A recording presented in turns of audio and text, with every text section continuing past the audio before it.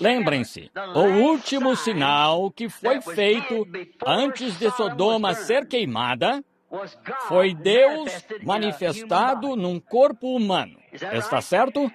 Eu pergunto. 3 anjos se aproximaram de Abraão.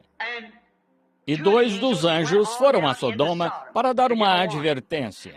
Isso foi para os mornos, a igreja denominacional, um moderno Billy Graham e tal.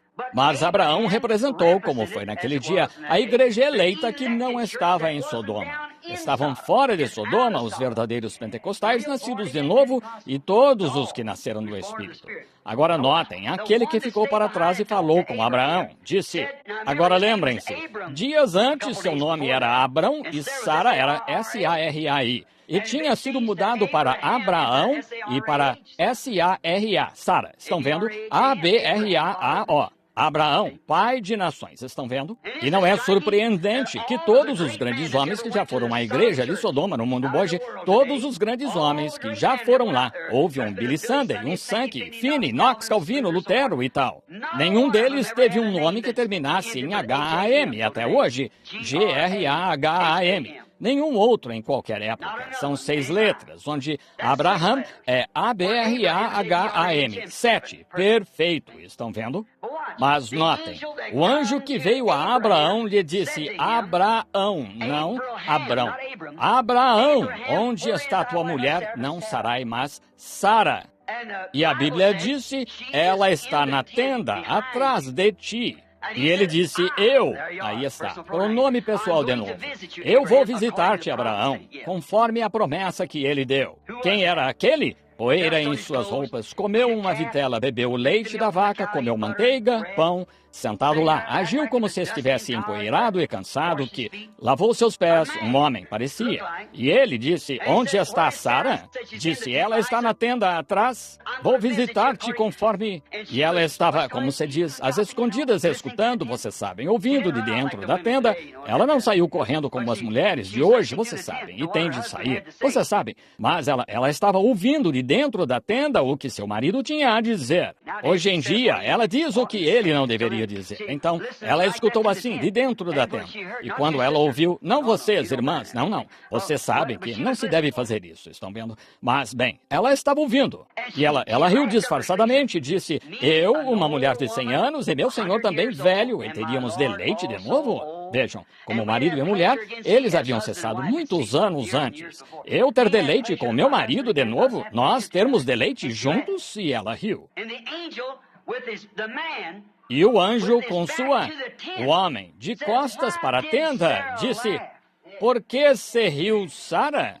E ela disse, saiu correndo e confessou, eu não disse, mas tu riste, estão vendo? Agora, Deus teria tirado a vida dela ali mesmo, mas ele não poderia feri-la, pois ela era parte de Abraão. Já teríamos morrido há muito tempo se não fôssemos parte de Cristo. Todas as coisas que ele fez e temos ido por aí e dito, é telepatia, é isto, aquilo ou aquilo mais. Mas ele não pode tocar em você, está vendo? A ira não pode tocá-lo, pois você é parte de Cristo quando nasce de novo, está vendo? Está vendo? Ele não pode, pois feriria Abraão. Sua promessa foi a Abraão, e Sara é parte de Abraão. E a igreja é parte de Cristo, a noiva, estão vendo? Ele não pôde, apesar da incredulidade dela. Ele disse, mas tu riste. A Bíblia disse que ela estava com medo. Talvez ela estivesse com medo de perder sua membresia ou algo assim, mas ela, vejam, como hoje, mas ela estava com medo. E notem, esse mesmo homem deu as bênçãos a Abraão. E uma promessa de que, se pudesse achar 10 almas justas, ele não as destruiria e desapareceu de diante dele. E Abraão o chamou de Elohim, o todo-suficiente. Agora peguem sua Bíblia e olhem se, no princípio, Deus. Vejam se não é Elohim.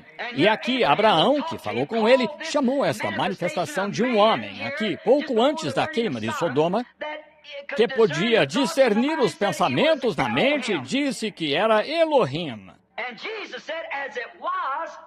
E Jesus disse, como aconteceu nos dias de Sodoma, assim será.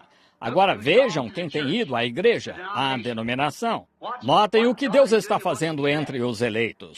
Só ali está o último sinal que Abraão recebeu, a igreja chamada a sair, recebida antes de Sodoma ser queimada. Estamos nos últimos dias.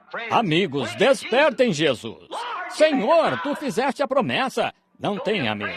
Digam, Senhor Deus, saio com confiança. Eu me desperto aqui. Desperta, Senhor, ao meu clamor. Estou necessitado. Tem misericórdia de mim. Eu não criei e perdoa-me por isso. Permite-me, a partir de agora, quero chamar-te à cena para o meu caso. A Bíblia disse, ele é um sumo sacerdote que pode ser tocado pelo sentimento das nossas fraquezas. Está certo? Novo Testamento, Hebreus 1, Hebreus 3, um sumo sacerdote. Agora, ele está assentado à destra de Deus, um sumo sacerdote que pode ser tocado. E se ele é o mesmo ontem, hoje e eternamente, como você saberia que o tocou? Ele agiria igual como ontem. Isso, ele faria hoje. Está certo? Em corpos enfermos aqui esta noite. Senhor, tu és Deus e não há outro como tu. A única coisa que temos a fazer é despertar, nos sacudir, chamar Jesus à cena. E Pai, quando entrares em cena, fala que tu és o mesmo ontem, hoje e eternamente. E deixa-nos saber esta noite que tu ainda estás no barco. Tu ainda estás aqui. Tu disseste, nunca vos deixarei, nunca vos desampararei. E que se saiba, esta noite, Senhor, que eu disse a verdade. Não importa quantas palavras eu dissesse, ainda assim não seria como tu, dizendo uma só coisa. Apenas uma palavra que venha de ti significará mais do que qualquer coisa que qualquer homem diga. Nós te queremos, Pai. Entra em cena o suficiente para que estas pessoas aqui vejam que tu estás no barco e creio que todo pecador se arrependerá. Creio que todo desviado correrá rápido para o altar. Creio que toda pessoa enferma ficará sã. Podes conceder isso, Senhor? Estamos clamando a Ti. Vem, Jesus. Alguns perecerão, Senhor. Alguns receberão a morte eterna. A separação de Deus, se Tu não entrares em cena. Nós perecemos, Senhor. Alguns deles se esqueceram dos Teus grandes milagres de cura. Oh, Deus, entra em cena. Estamos clamando a Ti. Vem e desperta nossa consciência, Senhor, e o Espírito de Cristo que está dentro de nós. Oramos através do nome de Jesus Cristo.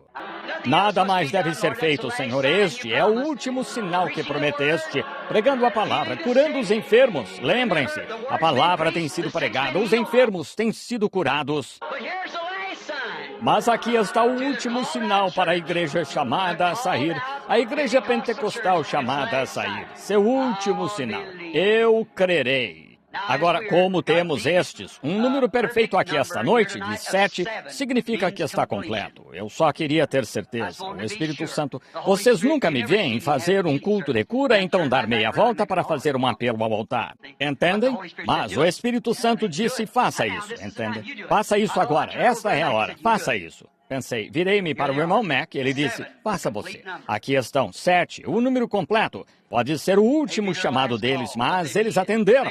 Fizeram exatamente o que Deus lhes disse para fazer. Quem ouve as minhas palavras e crê naquele que me enviou, tem a vida eterna. Não entrará em juízo, mas passou da morte para a vida. Eles passaram da morte para a vida. Quem de mim se envergonha diante dos homens, dele eu me envergonharei diante de meu Pai e dos santos anjos. Mas aquele que me confessar diante dos homens, eu o confessarei diante de meu Pai e dos santos anjos. Aqui estão eles, 3 homens e 4 mulheres. E sabiam que é assim que as taxas de natalidade estão no mundo hoje, nos Estados Unidos? 4 mulheres para cada 3 homens. Assim estão as taxas de natalidade. Aqui estão as taxas de natalidade de novo esta noite, vindo à igreja. Os Estados Unidos estão recebendo o final. Está acabado. Só isso, estamos no tempo do fim.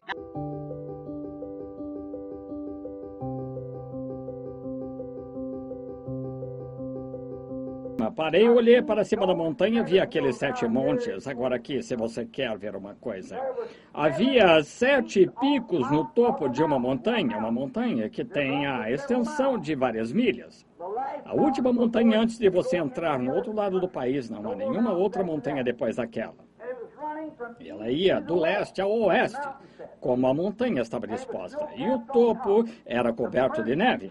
Os 2 primeiros picos eram menores, então um grande pico, então outro pico pequeno, então um pico maior. E então um pico pequeno, e então uma montanha grande, enorme e longa, coberta de neve. Eu disse, Senhor, não entendo o que isso significa. Ele disse, quantos picos existem? Eu disse, há 7. Quantas letras existem em seu nome? B-R-A-N-H-A-M, M-A-R-R-I-O-N, B-R-A-N-H-A-M. E havia 3 picos que se destacavam. Ele disse, aqueles 3 picos são a primeira, segunda e terceira puxada. O primeiro foi a primeira parte de seu ministério, um monte pequeno, então sua primeira puxada um tanto alta, você sabe, um sinal na mão. Então houve um pequeno intervalo ali, o tempo que eu fui tirado por estar muito cansado, muitos de vocês se recordam, e então veio o discernimento, a segunda puxada. Agora eu tive outra, cerca de poucos anos aqui, parecendo como pequenos picos. Bem, de volta. Como não era o meu ministério ainda, então veio o terceiro. 3 é um número de conclusão. Vem o terceiro. O próximo pico era o 5, número da graça. E o pico seguinte era o 7, o número da perfeição. O fim. 6 dias trabalhareis, o 7º é o sábado, o fim de semana, o fim do tempo. Vem. E eu parei e mostrei isso a Billy. Eu olhei para eles, ele disse, agora que aquilo permaneça, se alguma vez houver uma dúvida em sua mente, recorde desse lugar, volte aqui.